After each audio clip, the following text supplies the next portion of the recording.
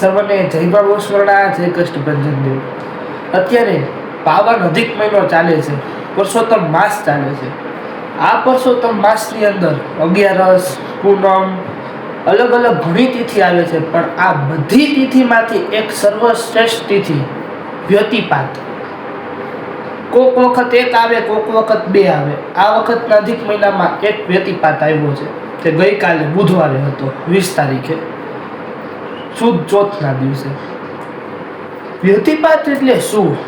વ્યતિપાત એક વ્યક્તિનું નામ હતું. વ્યતિપાત ચંદ્ર અને સૂર્યના ક્રોધથી, એમની શક્તિથી જન્મેલો એક વ્યક્તિ હતો. એની 8 આંખો અને 16 હાથ હતા. વ્યતિપાતને એવું વરદાન હતું કે વ્યતિપાત 27 દિવસે એકવાર આવશે, અને એમાં પણ અધિક મહિનામાં આવતો વ્યતિપાત એ ખૂબ ફળદાયી અને ખૂબ એટલે કે ખૂબ ફળ સારું આપશે. અને વ્યક્તિની દાન પૂર્ણ કરશે તો ભગવાનના આશીર્વાદ પણ એને સારા મળશે. ને વ્યતિપાતની અંદર જે વ્યક્તિ દાન નહીં કરે એને નરકની પ્રાપ્તિ થશે.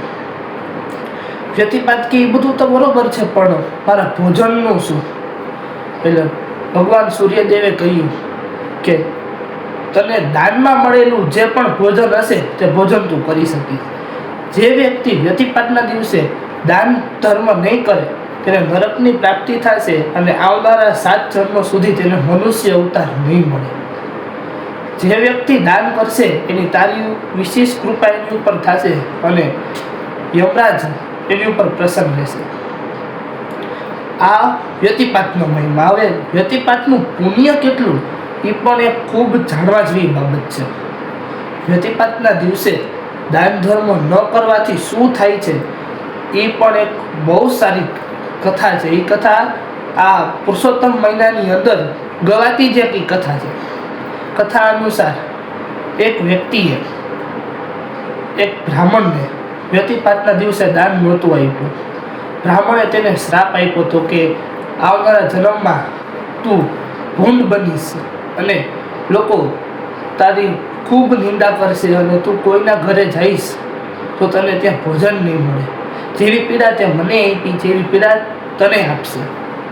થોડા દિવસો પછી એ વ્યક્તિનું મૃત્યુ થયું, અને બીજા જન્મમાં એ હકીકતમાં ભૂંડ બન્યો.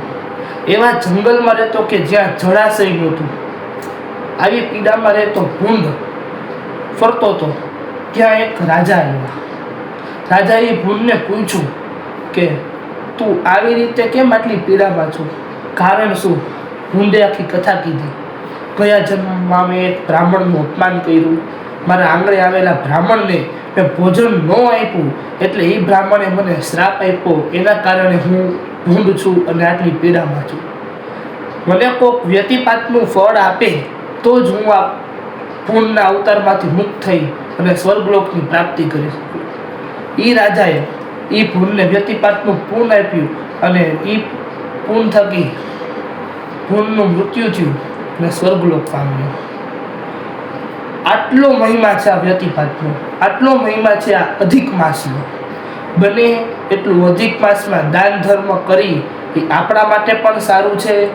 આપણા આ જન્મ, આવનારા 7, 8 જેટલા પણ જન્મ છે, દરેક જન્મો માટે સારું છે.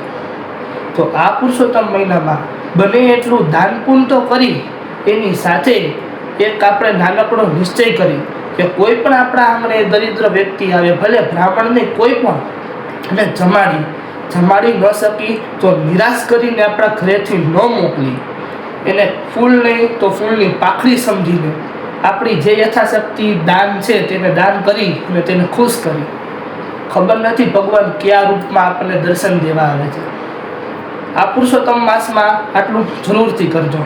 જય શ્રી કૃષ્ણ.